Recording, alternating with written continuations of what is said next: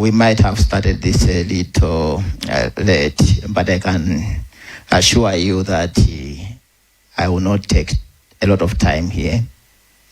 There's no way somebody of my height can actually make a long speech. It's not possible. It's going to be what we call maybe an oxymoron, if you allow me to say. Yeah, so I would like to sincerely welcome all of you. I have one message from the Vice Chancellor, Associate Professor Nancy Chitera, who would have loved to be here this afternoon, but I think she has other commitments out of town. And the Deputy Vice Chancellor, Professor Ishmael Kosam, will be joining us. I think he's tied with other commitments. I'm saying this just to say that the Vice Chancellor is aware that we are here. It was her dream to actually be part of this gathering because she actually considered this very important. Public lectures are actually an important platform in the academy, more so when we have to talk about issues of integrity and the like, which have actually become a very bad thorn in the flesh. That's something that we have to deal with on a daily basis. Sometimes we may pretend that it's not there, but we experience it day in, day out. And it's sad that while we talk about it, many times we assume that it is being done by others. When we do it ourselves, we give it a different name or something like that. So I'm not the one to give a public lecture, but I thought I would have the opportunity to give you a very brief theoretical framework to the public lecture. I think in the academy, students would actually be aware of the concepts or the idea behind the theoretical framework. So my word this afternoon would be kick-started by Adam Smith in his theory of moral sentiments. And those who have not read the theory of moral sentiments, it begins by simply acknowledging that we are social beings. And now the text that I'm interested in to share with you this afternoon is the reality that we all wish to have a good name. We all yearn to be praised. Nobody wants to be called a thug. Even the thugs themselves. Murderers do not want to be called murderers. If you meet somebody who smokes weed and you call them wajamba, they will be angry at you because nobody wants that. But somehow, we all find ourselves one way or the other doing that which we don't want to identify with. Many times we do that because in this life there is a space for secrecy. There is a hidden place where you can do something and people do not know about it. So, if your students go into the exam with a cheat sheet, Likasa, they are doing so because they want a good name. They don't want to be caught because once they are caught, then the good name vanishes. The bad name comes and... So why I'm saying those that are cheating do so motivated by a good name because nobody wants to fail. So they believe that if I cheat, nobody is going to know that I have cheated, right? And I will pass exams. Then people will praise me. He's intelligent, he's bright, or those who go and wait for others in the streets at night to hack them, they do so because they are looking for a good name. They will do it at night. Nobody knows about it. They will kill people. During the day, they will sell whatever they earned and we will call them big A, right? Everybody wants. So what I'm trying to say is, we do all these bad things because deep down ourselves, everybody has that desire to be praised. Nobody wants to go home to say you are a failure. Everybody wants to be their mother's favorite child, or a child or a person that the society is actually proud to have. And now, why is this important? Remember, I said I'm just going to provide the theoretical framework. We are going to be getting a presentation here about integrity, corruption, and related issues.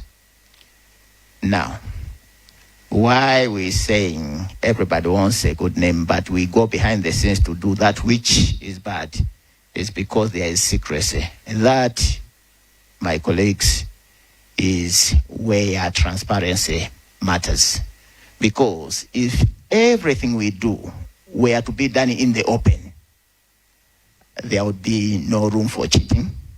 There would be no room for like robbers doing this and that. And even in the public offices or private offices, if every government contract was to be signed on camera without a hidden clause, then I think we would get the best deal from the public offices and the like. It's because there is a dark spot somewhere. It's because there is a blind spot somewhere that we are able to do that which we would actually be ashamed of, something that we don't want to identify with. And when we go through this, I just wanted us to reflect. And now this is a challenge for each and every one of us. I would like to invite you to say, when we are going through the public lecture, while there may be and there will be examples about others, let us also look at ourselves and see what is it that we are going to take home from this. And everybody has a role to play. If there are bribes, it's not just because somebody has given it, it's also because somebody has received it. So, I promised not to speak too much. It was just a theoretical framework. Let me once again, on behalf of the Vice Chancellor, welcome all of you and invite you to actively participate when the opportunity arises. Good afternoon.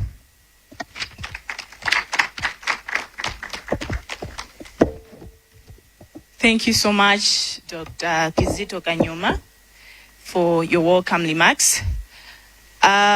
This point of time, let me call upon the ACB Director of Public Education, Mrs. Agnes Mwida, to give us her remarks.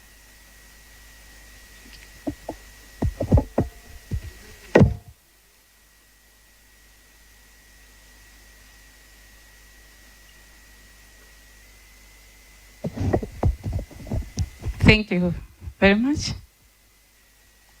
Mine is a prepared speech, therefore maybe it will be as my height as well. Your Ladyship, Honorable Justice Violet Chipao, the Executive Dean of SECOMS, Dr. Kizito Kanyuma, the Head of Journalism and Media Studies, Dr. Jolen Daba, distinguished members of staff from UBAS, and my colleagues from the Anti-Corruption Bureau here present, members of the media, invited guests, students here present, ladies and gentlemen. It is my great honor to stand before you on behalf of the Acting Director General of the Anti-Corruption Bureau at this important gathering. We meet for this public lecture under a theme that speaks both to our collective responsibility and to our individual role. And the theme is, corruption ends with us, media, citizens, and the accountability chain in action. This theme is a call to action and reminds us that the fight against corruption is not a duty for one institution alone, but of every citizen, every sector, and every voice that dares to demand accountability. Allow me, therefore, to extend our sincere appreciation to our leadership, Justice Violet Chipao, for accepting to share her wisdom, insights, and experience with us today. Your perspective on this theme will no doubt provide both guidance and inspiration to our future leaders and practitioners here at MUBAS.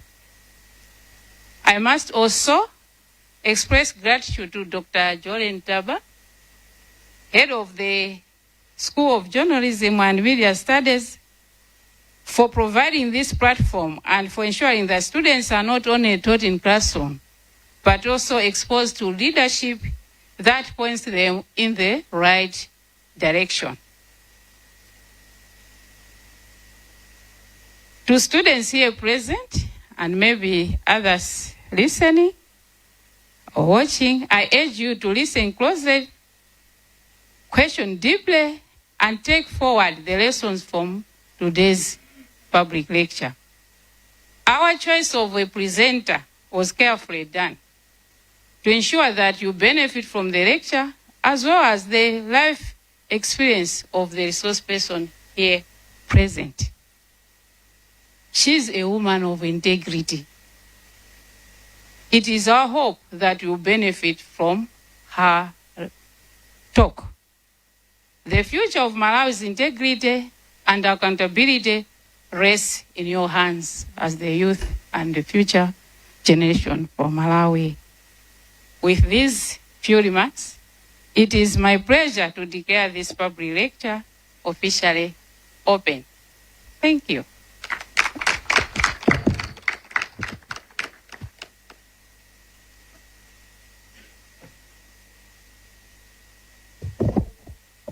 Thank you so much, Mrs. Agnes Mwita. Ladies and gentlemen, and now it is my pleasure to introduce our guest speaker, Honorable Lady Justice Violet Chipao, a renowned jurist and advocate for justice and accountability. Lady Justice Chipao has served in various capacities, including as a High Court judge and a chairperson of the Malawi Law Commission. Her dedication to upholding the rule of law, and promoting good governance has earned her recognition both locally and internationally. Please welcome our guest speaker with a round of applause.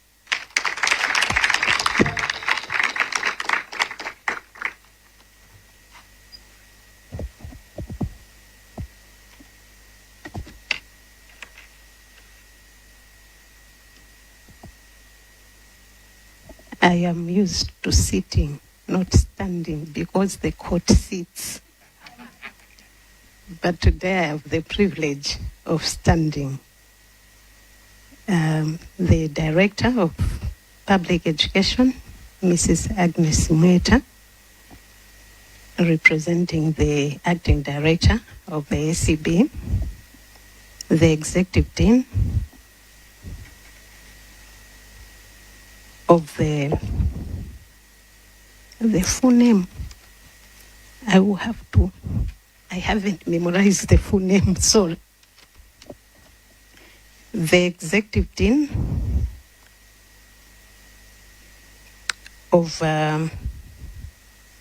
the School of Education, Communication and Media Studies, Dr. Kizito Kanyoma,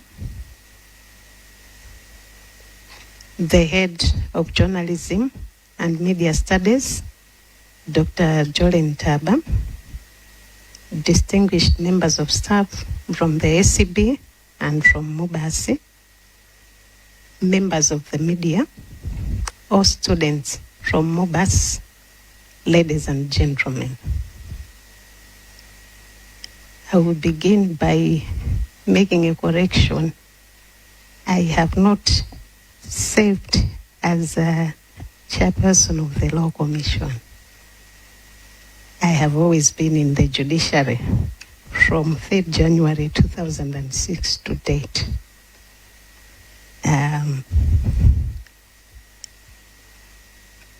When someone stands and introduces you, for me sometimes it creates fear, because I get surprised whether they are talking about me or they are talking about someone else. And most of the times the feeling I have when people speak highly of you is that such a speech is actually to a core, to a higher degree of integrity. Because what they say in front here, everyone watching you expects to see what they have heard. And so for me, it's a big challenge to stand here when somebody has spoken highly. The Director of Public Relations from ACB, as well as the Dean of SECOMS, made utterances in their speech mentioning the issue of integrity, and even saying that as I stand here, I will share my personal experiences with the subject under discussion. So to begin with, allow me to express a great sense of honor and privilege to be allowed to stand in your presence and share my thoughts on the shared responsibility in the fight against corruption under the theme, Corruption Ends With Us, Media, Citizens, and the Accountability Chain in Action. Allow me to express gratitude to the Acting Director of the ACB and the Dean of the School of Education, Communication and Media Studies for giving me this platform and the opportunity to share my thoughts. There are people out there who are better qualified to do this great honor, and therefore I don't take this for granted. From the invitation letter that I got, I was informed that the objective of this gathering is to emphasize the urgent need for a collective fight against corruption involving institutions, the media, professionals, students, and citizens, with the key focus on shared accountability, the role of the media, and active citizenship. The theme is anchored in the belief that preventing and fighting corruption is not the sole responsibility of oversight bodies, but a shared obligation that requires everyone's responsibility, that requires us to take part in the fight. Again, in the letter of invitation, the letter said to emphasize the urgent need. And I was asking myself, why urgent need? And that took me to one of the cases that has gone through the courts. Obviously, coming from the courts, I'll have a bias to the court, but a good bias in this sense that it introduces us to the urgent need to fight corruption. And I'll take us to the case of the state on the application of Kezi Nsugwa and Ashok Nair versus the Director of the Anti-Corruption Bureau, where the court lamented of the evils of corruption and related offenses as follows, and I'll quote what the court said. Offenses of this genus, including corruption, had the poor disproportionately by diverting funds intended for development, undermining the government's ability to provide basic services, feeding inequality and injustice in society, and discouraging foreign aid and investment, among other vices. By diverting public resources from their legitimately intended public purposes to unlawful ones, these crimes pose a serious barrier to sustainable development in society, and they weaken economies. Financial or economic crimes such as corruption have become a global problem, bedeviling both developed and developing countries, and effectively combating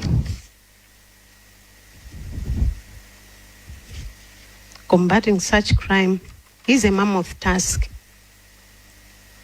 that time and again requires concerted international response. End of quote. This sentiment by the court explains why there is an urgent need for collective and sustained fight against corruption. The last statement in the court talks about concerted effort. It says, of course, concerted international effort, but we will talk about concerted national effort, because that is equally true for us, that concerted national response will require coordinated and collaborative effort by multiple stakeholders, including the media, the academia, students, and the citizens, meaning us sitting here. So this brings us to the theme of this lecture. Corruption ends with us. Media, citizens, and the accountability chain. Richard D. Dickman described a shared responsibility or shared accountability mindset as a mindset where individuals and teams view themselves as an integral part of a larger system, that they proactively execute problem solving, and that they take shared responsibility for achieving organizational objectives. In our case, shared accountability in the fight against corruption would entail that each one of us, be it at the individual level, at the community level, at the group level, at institutional level, recognize that we are an integral part in the fight against corruption. And recognizing that we are an integral part, that we recognize our roles that we have to play in that fight. And that once we recognize our roles, we execute them without diligence and commitment. This means that all stakeholders in the fight against corruption, which include ourselves, work together to address corruption through prevention, detection, as well as responding to corruption. One of the quotes that came to mind when I thought about the theme of this gathering is what was stated by Albert Einstein, who said, "The world will not be destroyed by those who do evil, but by those who watch them without doing anything."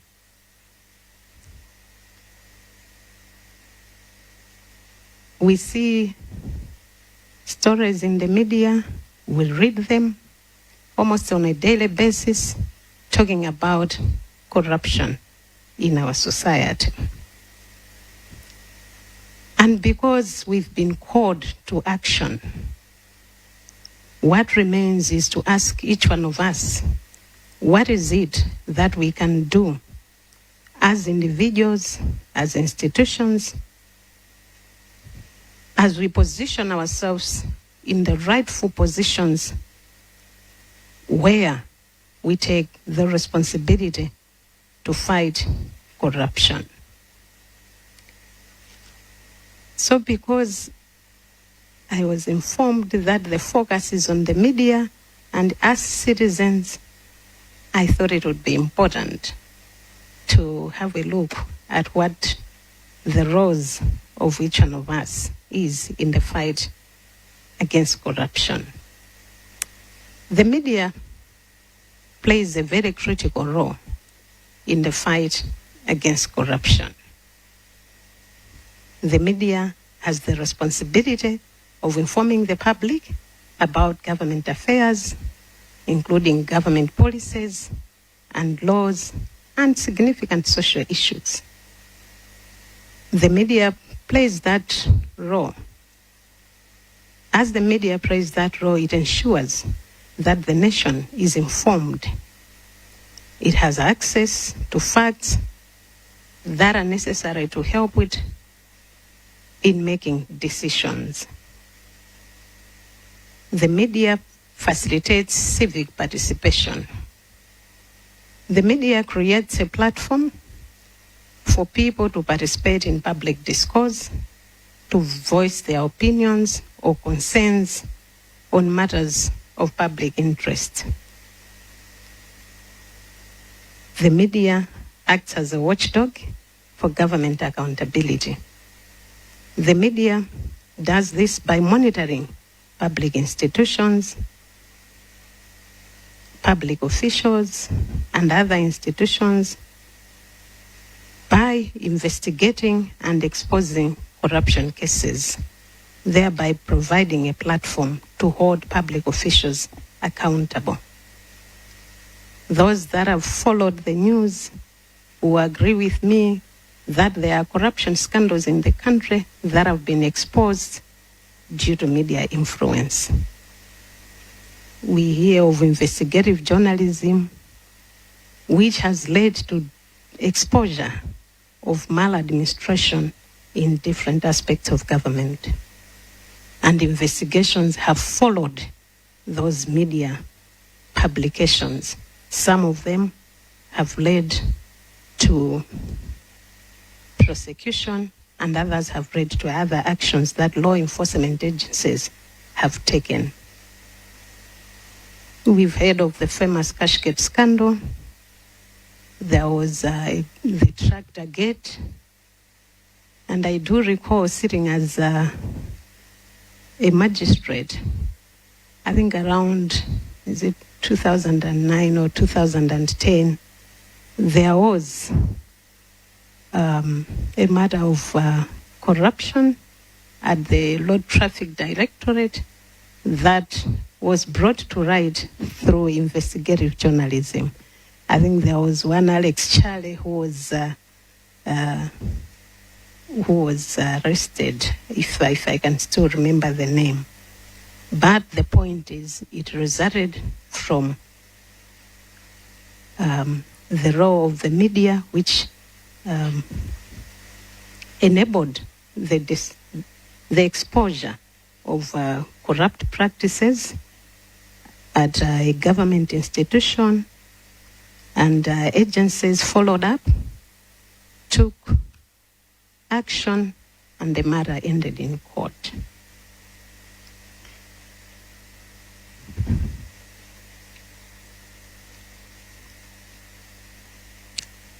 The media also has a responsibility to promote transparency. This is done by providing the public with information as to government decisions, activities, and actions, which enable the public to appreciate how our actions are done, how policies are formulated, and it also provides an opportunity to have discussions on different viewpoints. In our case, those who have followed social media pages from the judiciary, you will notice that through the media, the judiciary has now started publishing summaries of decisions that are coming from the court. There are media platforms, including Facebook and others. If you follow them, you notice that once decisions are made, they are immediately published through our public relations office. The media plays a crucial role in shaping public opinion. The media has power to influence how people perceive issues, how people perceive events, how people perceive institutions. The media can shape perceptions of individuals, perceptions of institutions, perceptions of policies and other global events. The media has the responsibility of educating citizens on a number of issues, including corrupt-related issues. Whilst the media plays that critical role, because the media has the power to influence public opinion, to influence public perceptions, it is important that media practitioners check the manner in which they communicate, check the purpose of their communication, check the objective of which they are communicating. The media can choose to amplify positive gains in the fight against corruption. So it can report highly of the positive gains that have been undertaken by individuals, by law enforcement agencies, by oversight institutions, and by so doing, the media can foster a sense of hope in the institutions that are there in the country, a sense of hope that will encourage someone to say, I too am going to report about this incident, because I know if I am going to report, an action is going to be taken, and we will address the vice that is called corruption. And therefore, as the media informs the public, the media becomes a very integral and important partner in the fight against corruption. But at the same time, if the media chooses to focus only on the negative, it will have its own negative implications. Such a focus can suggest that there is no hope in the institutions that we have, that there is no hope in the ACB, there is no hope in the court, there is no hope in the police, there is no hope in any other oversight institution or body. And this instills a sense of helplessness, which will lead to thoughts of surrender, where people just sit and say, let it happen. Whether I take action or not, nothing is going to change, nothing is going to happen. And therefore it becomes crucial that as you choose as media to inform, as you choose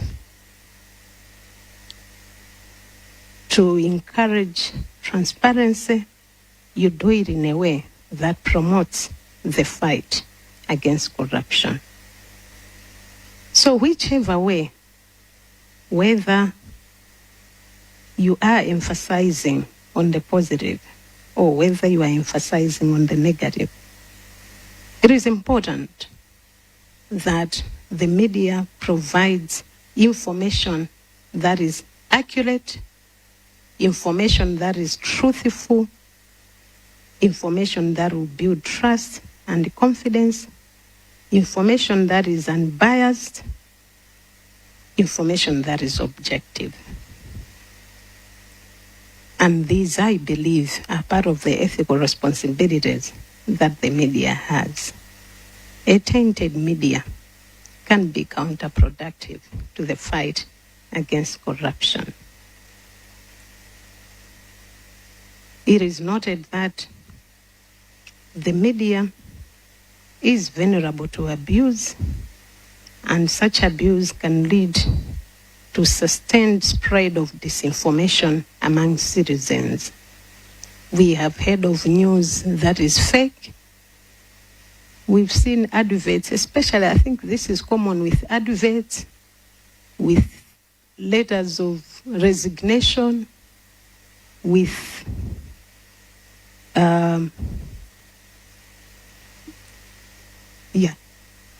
So you see today an advert in the paper, not in the print paper, especially in the online media. You see an advert today, tomorrow you see another one saying with fake. You see a letter saying this is from the information office within some public institution. Tomorrow you see another letter saying this is fake. And so it is important for the media, practitioners, that as you disseminate information, you do so with a sense of responsibility so that what you inform the public with is not fake. It is genuine, it is accurate, it is truthful. It is important to note that fake news not only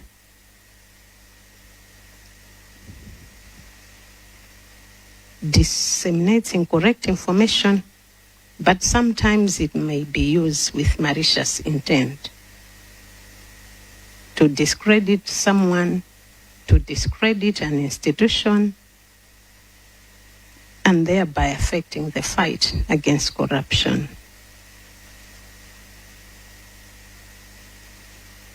Fake news or misinformation has the effect of creating loss of trust in institutions or in individuals that are involved in the fight against corruption. Fake news or misinformation may undermine the rule of law and may create the impression that it is not correct that all people are equal before the law, that it is not correct that no one is above the law, but that perhaps there are others who are above the law. Misinformation or fake news may create a sense that it is okay to be corrupt because no one is going to take action anyway. So it is okay, I can go ahead doing what I am doing. No one is going to come around. Citizens may see no point in reporting corruption if we continue to give them fake news or misinformation. Misinformation can fuel divisions. Misinformation can spark social unrest. It is therefore important that as we fight against corruption, the media in its role not only provides the information, but does so with all responsibility, ensuring that only correct information is released to the public. The media therefore has a duty to confirm information before it is released to the public and to reject any special treatment to advertisers, donors, or any special interest groups which may encourage certain way of communicating to the public.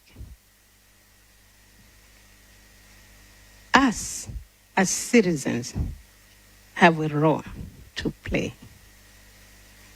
We have a duty to report corruption.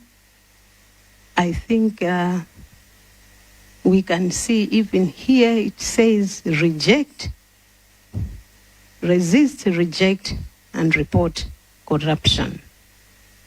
It is every citizen's responsibility to resist, to reject, and to report corruption.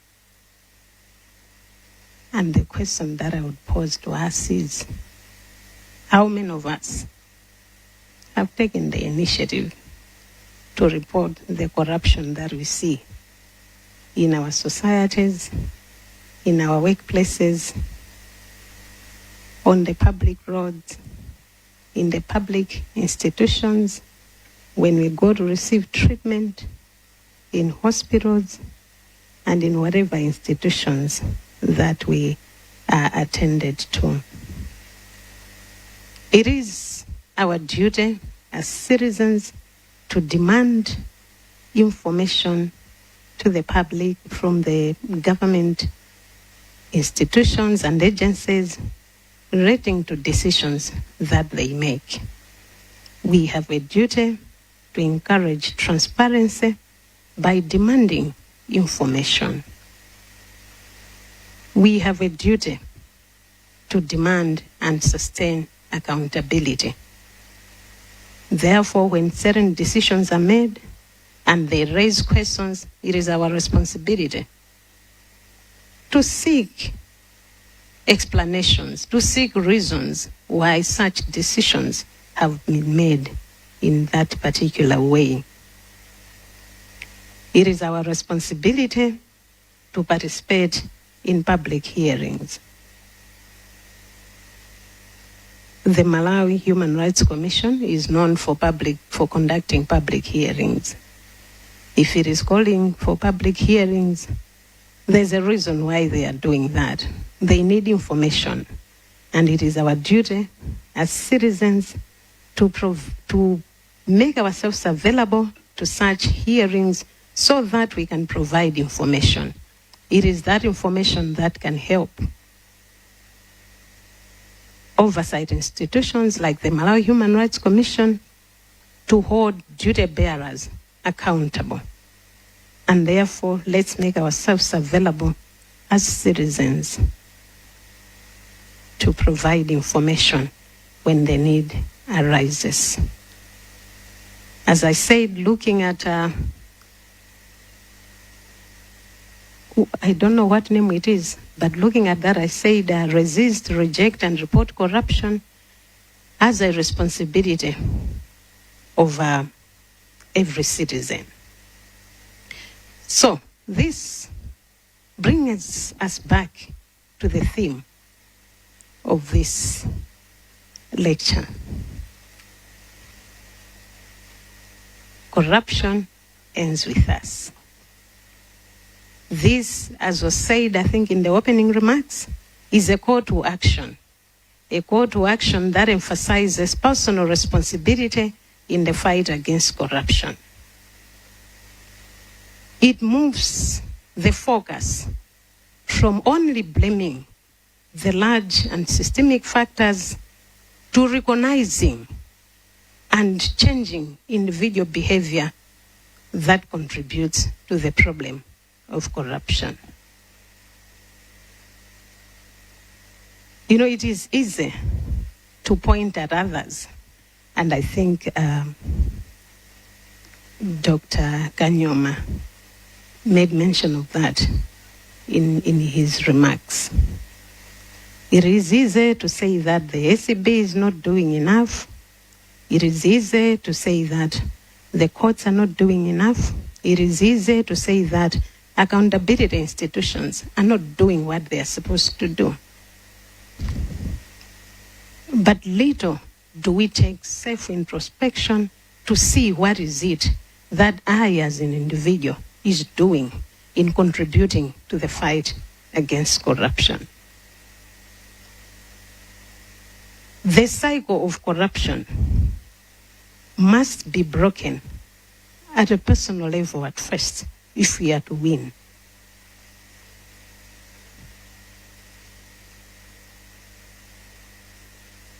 This perspective argues that corruption practices, whether large scale, like the Cashgate scandal, or at small scale, like bribery to speed up services, are fed by the participation of ordinary citizens. It is us who feed the corruption cycle. So by refusing to offer and to accept bribes and instead acting with integrity, individuals can refuse to perpetuate the cycle of corruption. And this took me to a statement which was made by one Niccolo Machiavelli. And when I read the statement, I said that this is harsh. And the statement says, a wicked citizen cannot do evil in a public that is not corrupted. I don't know if you have heard that. A wicked citizen cannot do evil in a public that is not corrupted. And so this is what brings me to the issue of integrity that has been referred to by the two speakers who made remarks in this lecture. Integrity starts at the personal level.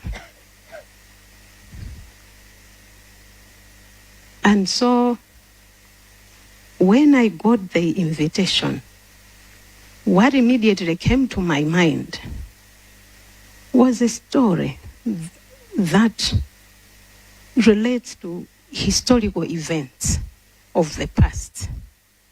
It is recorded in the annals of history that around 600 BC, the Babylonian king Nebuchadnezzar invaded Jerusalem, and he took prisoners of people of Jerusalem. Some of those that were taken were youths from the loyal houses, one of whom is called Daniel. It is recorded in the Bible, in the book of Daniel, that when they arrived in the land of Babylon, the king brought them under his palace with a purpose of teaching them, training them in the language and the literature of the land, so that later on he could use them in different positions. He instructed the person who was having control over them to feed them from the king's delicacies. And this young man called Daniel, the Bible records, he purposed it in his heart that he would not defile himself with the portion of the king's delicacies and with the wine which he drank. Remember, he was a prisoner. He was a slave in foreign land. And being given an opportunity to dine in the palace, to dine in the state house in our case, it was a great opportunity. But it is said he purposed it in his heart that he was not going to defile himself with the delicacies in that palace, with the delicacies in our state house. And this is where the call to action is coming in. It begins when we say corruption ends with us. We are acknowledging that until and unless individuals purpose it in their hearts to do what is right, at all times, in all seasons, we'll keep talking about corruption. The call to action requires that each and every one of us purposes in our hearts that will hold integrity dear to our hearts.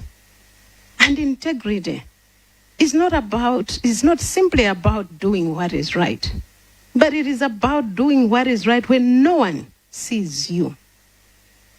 When you have no feeling, no fear that you'll be caught.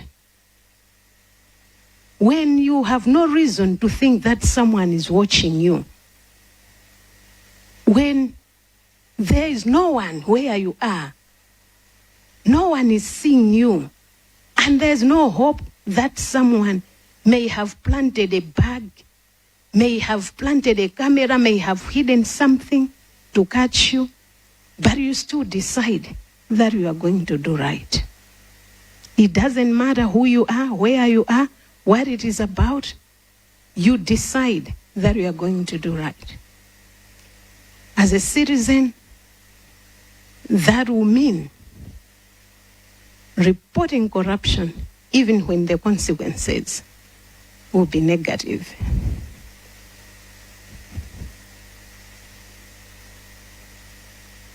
Sometimes I have heard people say, you are saying XYZ is not corrupt.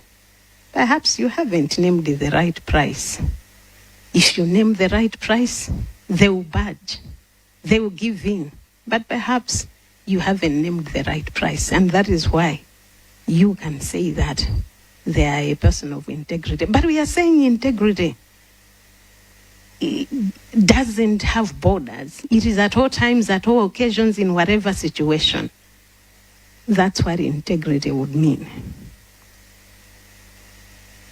And so,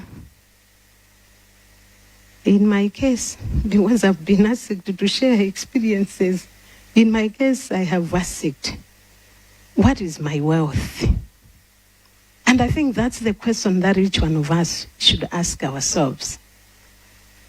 We are talking about the roles of the media, and we are saying sometimes the people can use or abuse the media to report matters in a certain way, or even to fabricate false information.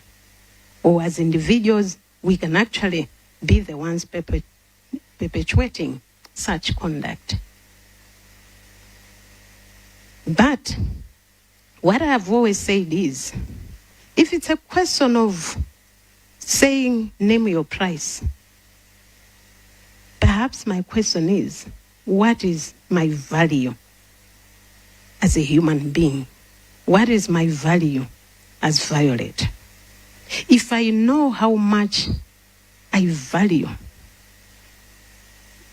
I would not allow someone to give me something so that I can do things in a certain way that they want. The reason is this. If I begin to try to assess my wealth, would money be enough to quantify what I am worth? If yes, then I have no integrity, because money can't buy my wealth. So if perhaps you try to give money, I don't know to what extent it will cover things that cannot be quantified in my life. And so it's not a question of not naming the right price. It's a question of saying, what values do you have? What are your value systems, your belief systems that guide you in your daily life? Those are what are going to determine what role you are going to play in the fight against corruption. And so, whether we are citizens, individuals, in your own right, whether you are part of the media, whether you are part of oversight bodies, whether you are part of law enforcement agencies, what values you hold will define the kind of person you are. Having had the privilege of working with different magistrates as a chief resident magistrate, every time I would receive new officers, I would tell them, I don't know who you are. I don't know whether you are corrupt or not. But one thing I know, by the end of the day, you are going to define yourself to me. You are going to tell me who you are, not by word, but by conduct. So it's not a question of going around and saying, I am corrupt-free. It's not a question of standing on the podium and saying, Oh, here I am. You want to see one officer who is corrupt-free? I am. It is a question of letting what I do define who I am.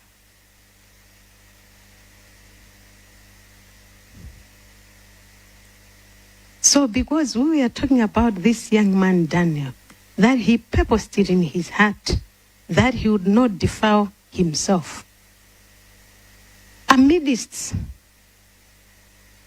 a society that is said to be corrupt, amidst a society where corruption is said to be cancerous, you can still stand out and do what is right.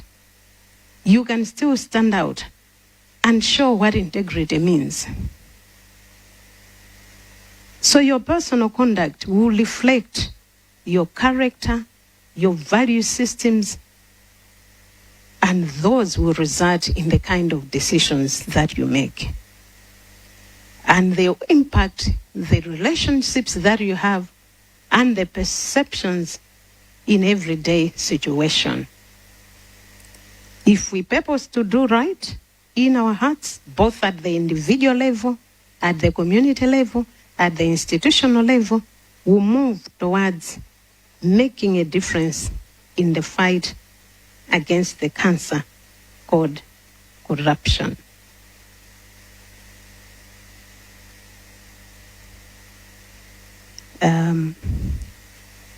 One of the days when I was reading, just reading to pass time, I came across a saying about integrity. It said, integrity is standing in the shower and not peeing in the shower when no one is seeing you. And you know, the water will wash it away. It will not, you will not even hear the stint afterwards. And it said, that's the test of integrity. I am seeing people laughing. How many of us have already breached that? How many of us have already breached that? Not once, but so many times. But I think the idea behind that statement is not to make us laugh, but to think deeply about how we look at integrity. You know, in the shower, and this also happens when it's raining. So it is raining. You think, why do I have to run into the bush when it's already raining? And sometimes when you're unfortunate, the rain stops immediately.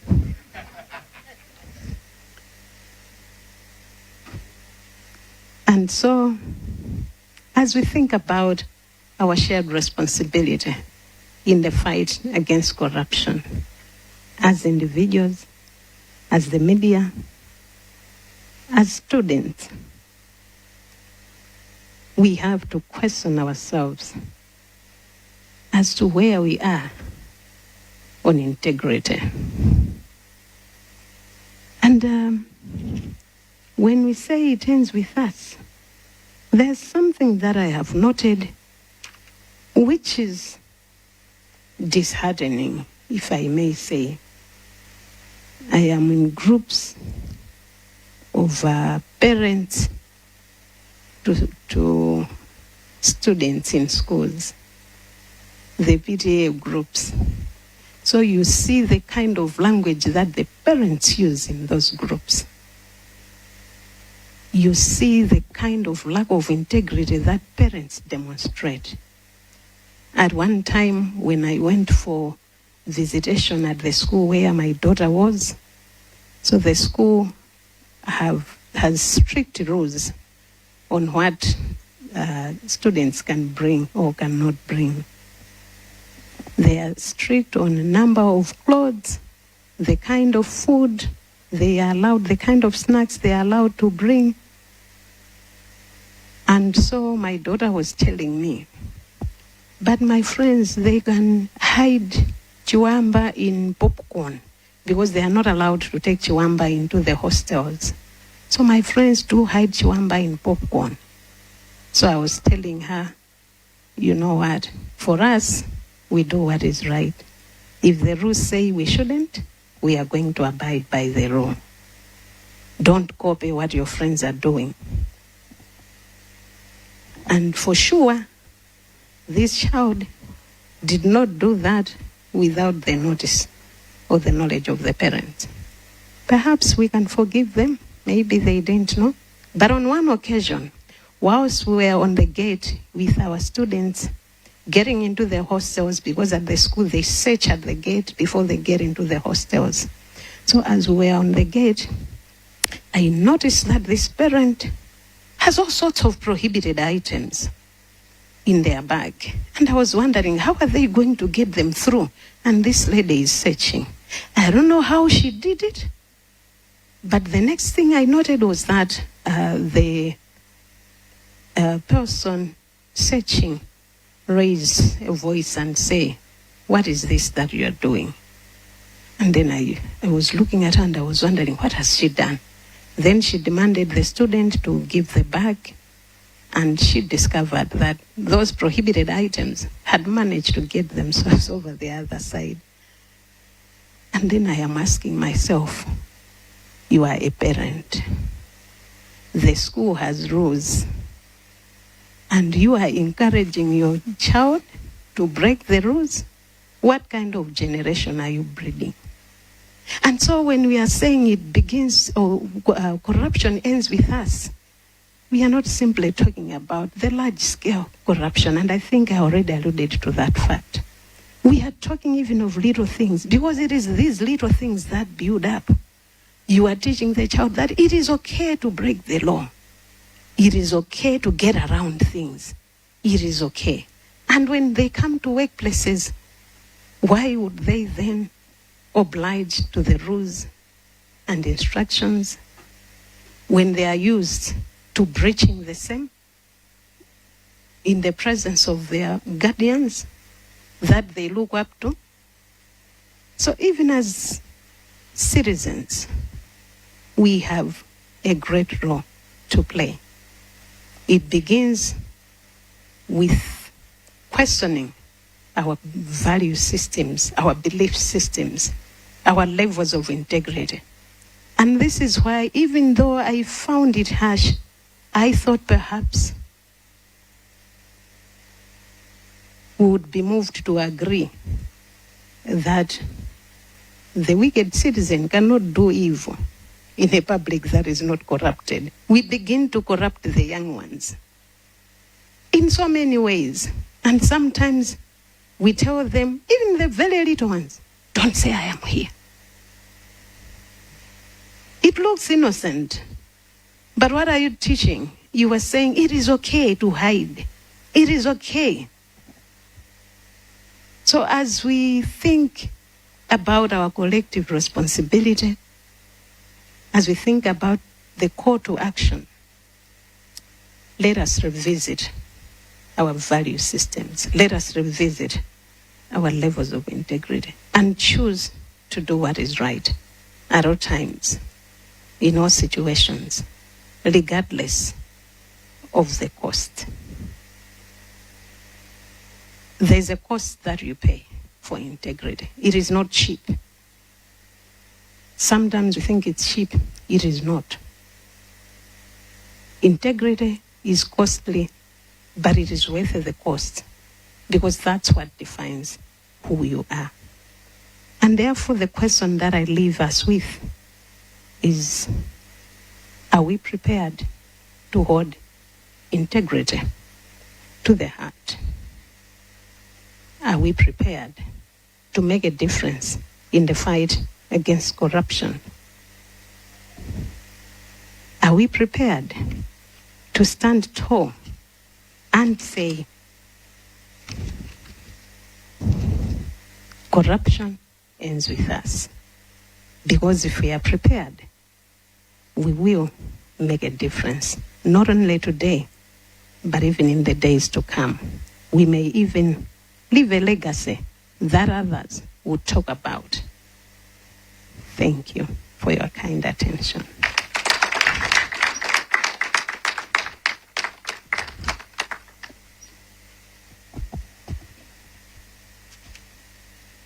That was a powerful presentation, isn't it?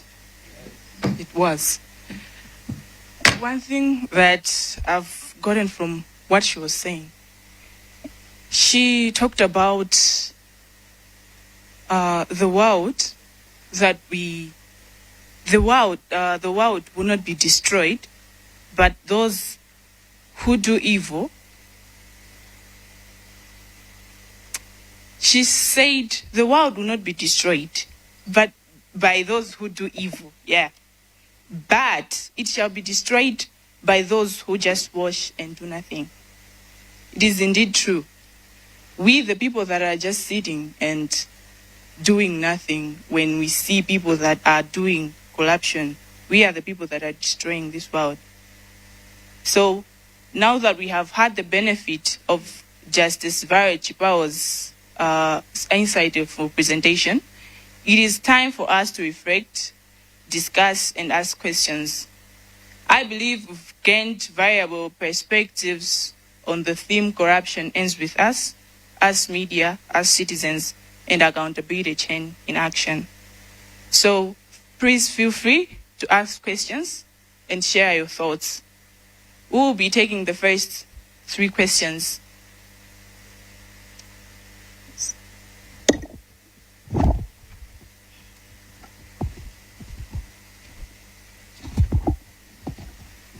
Thank you very much.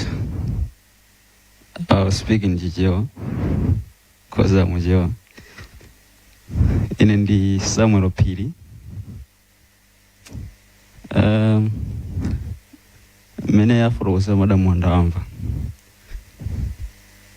Simene ndimafuna ndifuse kuma foroza. Corruption is a complicated issue. That's true. And kwa mene anga kale kungoonelera pankane mene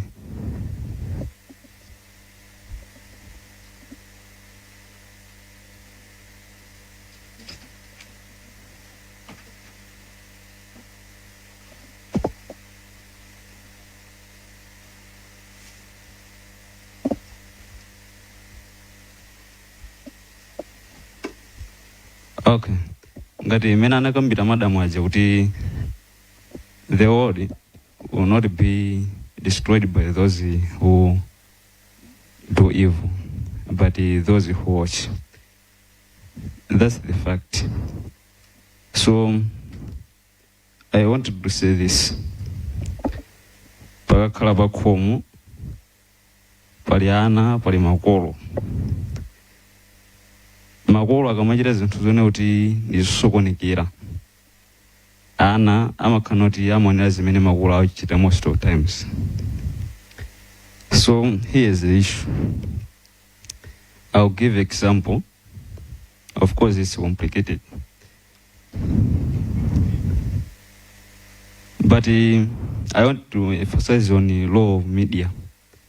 Last year, 2024, panali issue yokuza kuti corruption, if you not ACB, panali nkhani imene imakambidwa kuti iye yafuna azimanga expose nkhani ya kuti munthu amene ali mu government ali ndi katundu ochuluka motani nanga zinthu zake zikukwera motani.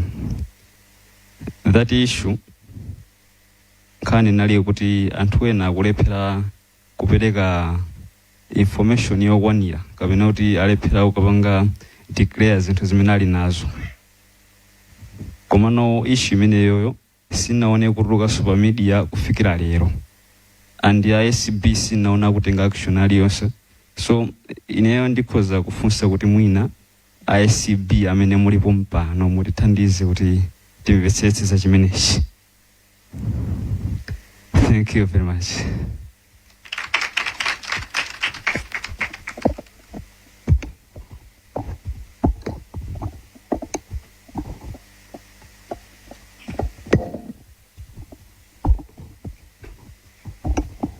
My name is Blessings Francis Simon.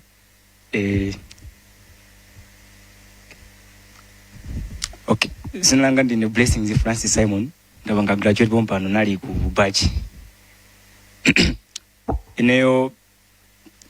I'll be too mean maybe in my comment, but I'll take a piece on media. You all know that the media, the fourth stated, the main principle or the main duty of media is to provide checks and balances, is to be a watchdog. But you can see that recently there's this tendency of farming obvious and useless stories. We are leaving out my stories of funny we can pursue. And also something in Malawi. China contribute in the media. There's laziness in following up my stories. For example, in 2022, almost each and every big media, Times, Zodiac, Nation, Miji, they initially reported about this other guy who was fired. He was a top government official. He was fired by the president. And then he took our vehicles. Magari modo, aboma, tinagula ni misonko yatu. And hana banga report. The issue inabita kukoti. Till today, nobody knows kuti nkani inaenda bwanji. The story hasn't been pursued to its logical conclusion. So you might say kuti, ulesu umene upanga follow up my stories. My perpetrators, they get used kuti, even if you watipange report, the public interest will fade, even the media will move on, will go minute makalela mwenye watu wa siku nisiku. They are no longer feeling good, they will be exposed. We are not fourth estate for nothing. It's our duty, media, to expose. Many we can't be relying only on the platform for investigative journalism. My stories, I corruption. It's rare now go to the newspaper, national times, my stories are corruption. Now journalists are farming my stories over and chito, even the new media, social media and the internet, they are farming my stories already, they will just attract attention, but they don't have bigger impact to the society. So this is the only country we have. We corruption. The other thing is I want to ask the ACB, why is it that high profile cases of corruption take time or they delay in prosecution? If it is the issue of funding, have we ever complained the good funding so that we can, if you get my citizen, we can complain to the government or my policies to allocate my funds and bill? What's the problem to you, ACB? Also, there's another issue that is to fight corruption in a country like ours is a collective fight. Everybody should take responsibility. I have seen my people from Lomwe Belt, when the ACB goes after them, when ACB goes after them, people say, mukubanga nditha Lomwe, yakulimba nanda Lomwe. There have been those stories in social media, isn't it? Even akapita kuta kapanga central region, you see the chewers. So guys, this is our country. We need to rise above tribal. We need to rise above political affiliations. This is the only country we have. If we destroy it, nobody will come outside the country America to save us. This is our country. We need to put in collective efforts so that we may progress. Thank you.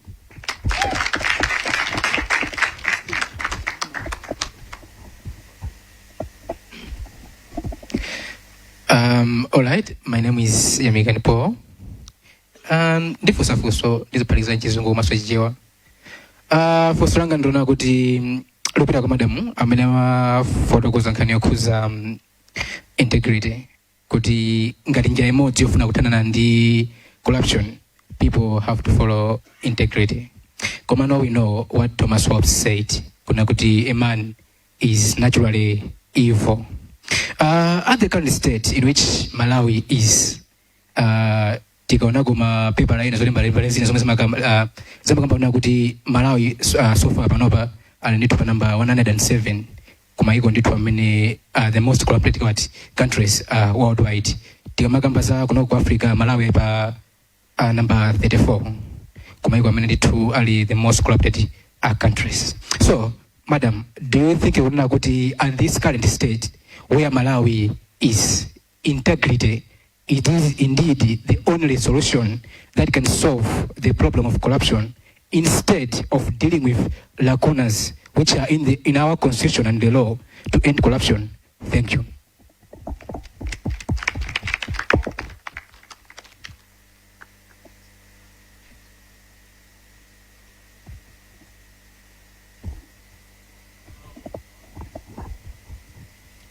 All right.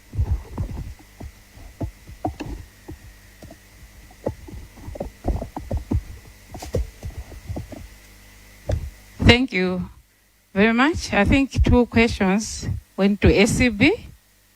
The first one was on lifestyle audit. Mene manena kuti kanthu azikhala ndi chuma chambiri kapena moyo wawo wangosintha mwadzidzidzi panali zina zake zokambidwa kuti ACB kupanga. Of course, ACB was developing the lifestyle audit guidelines with other institutions. The draft was done. Therefore, it's with other institutions like Ministry of Justice or Commission to look at it. And once that is done, it will also have a bearing on the amendments that we want to be done in the Corrupt Practices Act, Section 32, where when one has property which you cannot explain, but you can't explain the source. Poyambirira mene lili panopa act, it targets public officials only. But with the lifestyle audit, ndizi nazo zifuna zipange target aliyense, public officer as well as a private individual, private entities. So siri chinangofa zikuyenda ndithu. Once that is done, muona ndithu chimene chapangidwa adopt komanso amendment ya lamulo pa section 32 ya Corrupt Practices Act nayonso yatani ya sinthidwa kuti aliyense azikhala targeted, because if we only target public officials tazina umakhala coronavirus ine ndiba kunchito kwanga kuja zinthu zija ndikalembetsa dzina la mwana wanga anga mwana wanga ndi public official ndezipezeka kuti olo mundimange zinthu zija sizitani sibwerera kuboma. Therefore we need to target both. Ena asamakhale ngati kuti ali ndi ufulu wokuba kapena okhala ndi zinthu zachani za corruption. So sizinathepa njira zichitika ndithu zomwe kwambiri, koma ndikuthokozeni kuti mwanena kuti media amene lino nthawi zina simakondopanga pesu khani, and it's easy anthu kumanama tikamalankhula chonchi, because it's indeed true that mungofusa lero nkhanija you want to pursue it pena umadabwaso tikuti nkhani yakuti jenatha bwanji, because media jemangopanga pamene ili pa hype kanija pena kubasizi anthu sazaziwa so many zatani zathera, koma muzitilondoloza okulondoloza nkhani iliyonse imene ili in the public interest, so that the public is well informed and tizilankhula zoonaona. Muna nchifukwa ketu kumangodzadzana kumangonamizana pa social media, because nkhani zimathera mmalere nde wina amangoamba kuti mwine nathamwa kuti uyakuuza nzake tikunuzana zachani zabodza. Mbali ina inali ya high profile cases that why do they take long? Is it because of funding, issues of funding on the part of the ACB? It's not really the issue of funding. When you have investigated a case as ACB and there's sufficient evidence to take that case to court, we do not have complete power over how the case will move. Maziwa kuli mbali yathu wapanga prosecute komanso kuli mbali ya defense. And when you say high profile cases, mwina ndizi timati zama biggies, ndi amakhala mwina ndiye team of defense lawyers, ndiye amapempha ma injunction kumene kucha azathusa ku court amang'ana mbali ya human rights, mbali ya malamulo kuti bwanji mwina kumapanga grant machani ma injunction amenacha, and that makes the case to take long. Komanso ikakhala kumbali ya investigation kuti tatenga nthawi yayitali kufufuza, nthawi zina makesi ena amakhala complicated, sathera ku Malawi kokha kuno, amakhala kuti they are also touching on other countries, tikuyena tikapezeso umboni kuchokera kumene koko. Ndesi tingangonyamuka kuno kuti we have a Corrupt Practices Act that gives us power, to investigate. Tikupita ku Tanzania tikapange investigate. No, ndi dziko la eni. The corrupt practices is only powerful. It gives us authority within the boundaries of Malawi. Kwina ako tikuyenera kupempha authority ati uzamene angatithandizire either tipite at their own accord. Sitingalamule ndi dziko lawo. So that also contributes to the delays in cases. Koma nkhani ikakhala ku court pamakhala ma factors ambiri. Panakhala kesi ina tinkakonda kufunsidwa kuti kesi sikutha bwanji ya former president. Ngati munkayitsata bwinobwino mati mwina kesi jakana kuti ikuyamba mwezi wakuti date lakuti basi koma akapemphedwa kuti akufuna apite mwina kuchipatala munthu akudwala amuletse akhoti amapanga grant that, and that would also delay case. Nde zimakhala zambiri ena amanena kuti ayi mlandu akundimba ACB is not within their mandate. Ndikufuna judicial review. That will also take time. That is granted. Munthu uja mlandu aliyesa amanena kuti ayimbidwe motsata malamulo komanso ufulu wake ngati ndani munthu kandi oyimbidwa mlanduyo akhalenso ndi ufulu. Ngati afuna judicial review akhoti apange anene kuti ayi mlanduwo ndoyenera kuti muyimbidwe kapena ayi. So all those factors contribute to the delay in investigations or prosecution of corruption cases. Thank you. I hope ndakuyankha bwinobwino.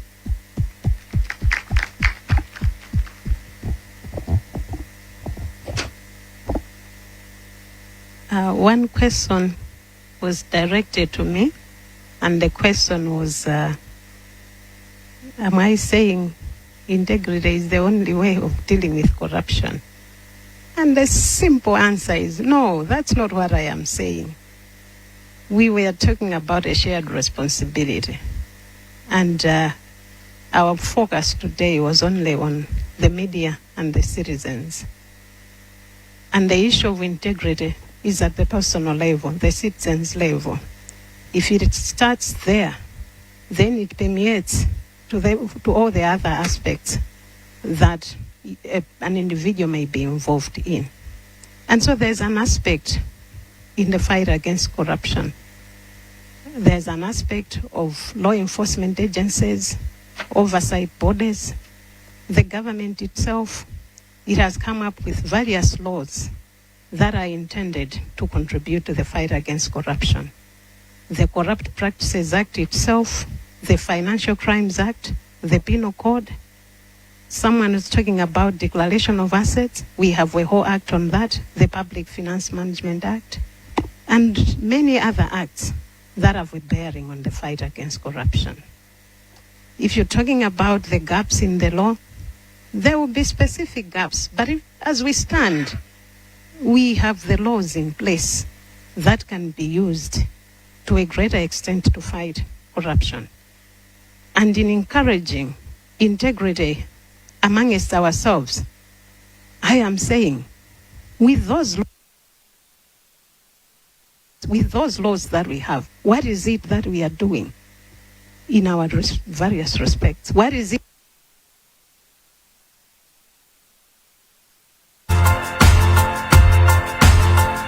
It's about time. Integrity is not the only way of dealing with corruption. It supports the fight against corruption. Because even if there is a law, if the ones that are applying it do not have integrity, they'll find a way of getting around and justifying why, in this particular case, a prosecution cannot be done. The investigating level, they will assess the matter in the manner that suggests that there is no evidence, that there is no case, because they have their own interests. The prosecutions will make sure they find a way of suggesting to the investigator that even though you've graduated the file to the prosecution, there is insufficient evidence to warrant us going to court. And so there will be various players along the way.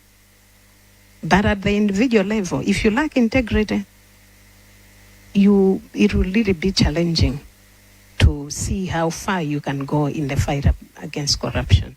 It'll only be in those obvious cases that everybody will say, what is this that you have done? You know, there are certain cases that are too obvious, the evidence is overwhelming.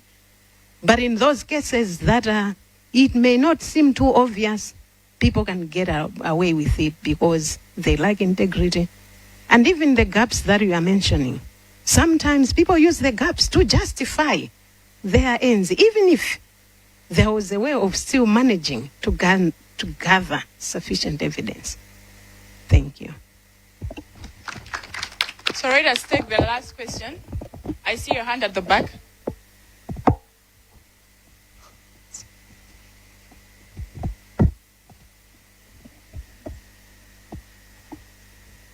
My name is Hendrix Macheka. I have one question. Recently in Malawi, we have seen the media pursuing issues of exposing corruption cases. For example, we had the case concerning about government contracts for procurement deals by Grigore Vitas Gondwe. At the same time, we talk of Macmillan Muhone as well as Dorothy Ntenje. But we have seen that these media practitioners have been arrested. One of them being forced to hide himself from political affiliations. So what is it that the judiciary has put in place to ensure that we, the ones who are pursuing the media in the future, we must pledge ourselves and sacrifice to ensure that there is accountability chain for the betterment of Malawi? Thank you.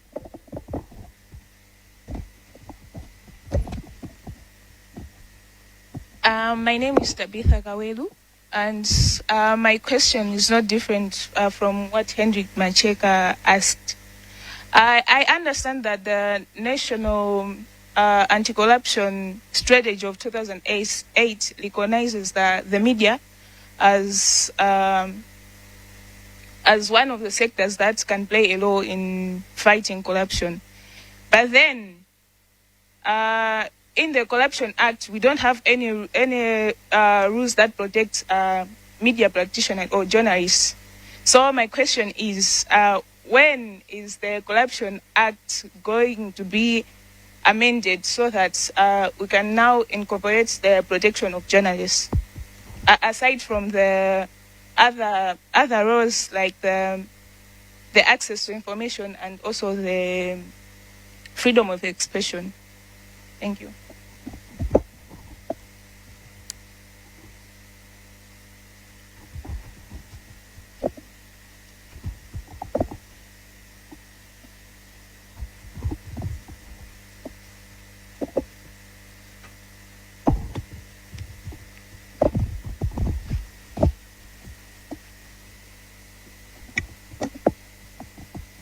I thought the second question was going to ACB. NACS 2008 expired long ago. And then we had NACS 2, which also expired last year. I am hoping that the ACB is now working on NACS 3. But I think even in NACS 2, there is also a recognition of the role of the media, including the role to hold oversight institutions accountable and public institutions accountable. And I think maybe one way of protecting journalists or protecting people that may try to bring out issues of corruption, maybe through the Whistleblowers Act. I don't know to what extent it makes provision. I haven't had time to look at the process that is ongoing. There's a process of, I think the Law Commission is working on that. Perhaps our colleagues from ACB would be better placed to explain that. But I think it is intended to address some of the challenges that people who report corruption face. But in terms of the first question from Mr. Hendricks Mateka, although the question is directed at the judiciary, the judiciary has a specific role, and that specific role is provided for in Section 9 of the Constitution.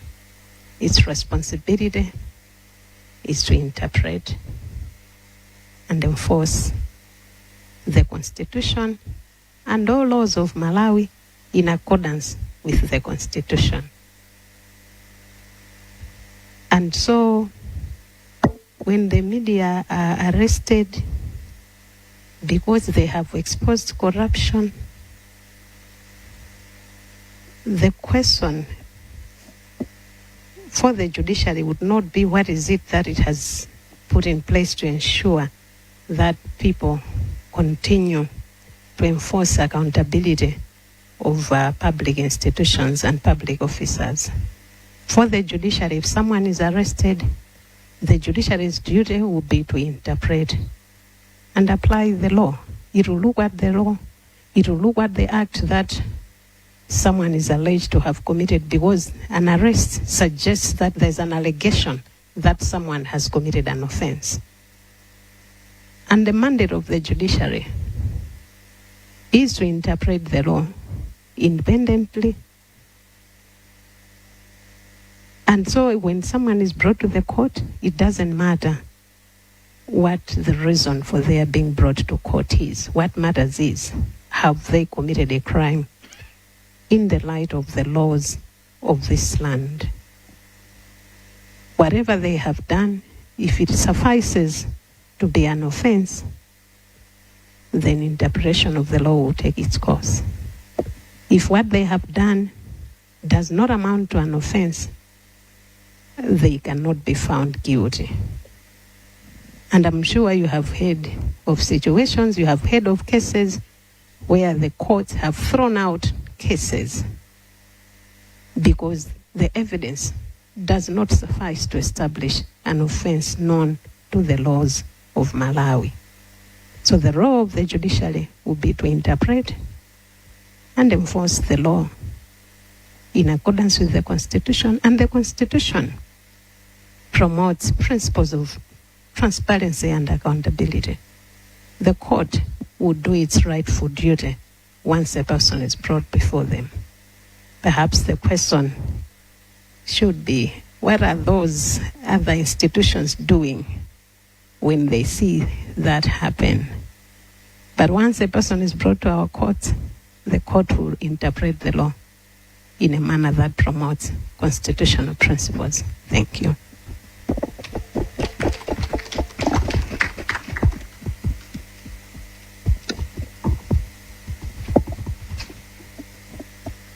All right. Reaching this far, ladies and gentlemen, we have come to the end of our public lecture. But before we go, let us all stand up and sing the Malawi National Anthem, verse 1, once more.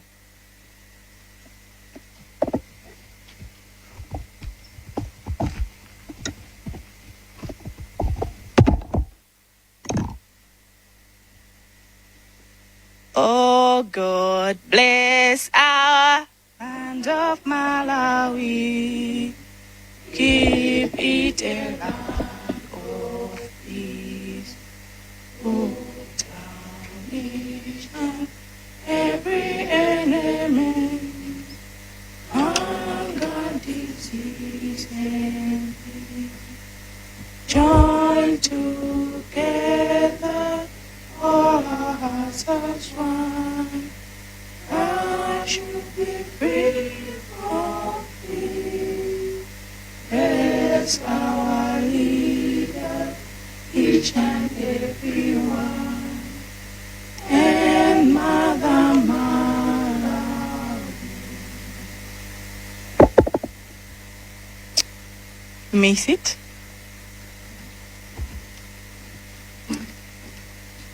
Lastly, as we depart, leaders have the renewed sense of purpose and determination that corruption ends with us and it begins with each and every one of us. Let us work together to create a corruption-free Malawi. Thank you for your participation. Thank you for making it here. You've been such an amazing audience. God bless you and God bless Malawi.